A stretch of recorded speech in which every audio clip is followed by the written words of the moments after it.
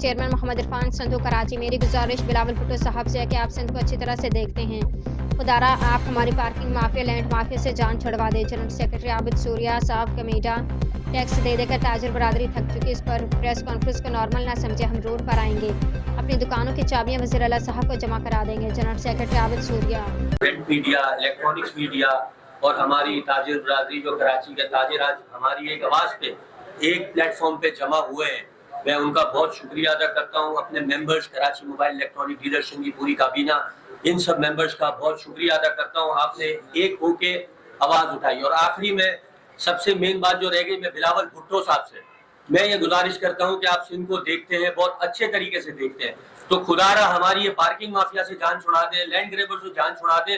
Tax दे दे के सब कुछ कर करके ताजिर बरादरी थक गई है।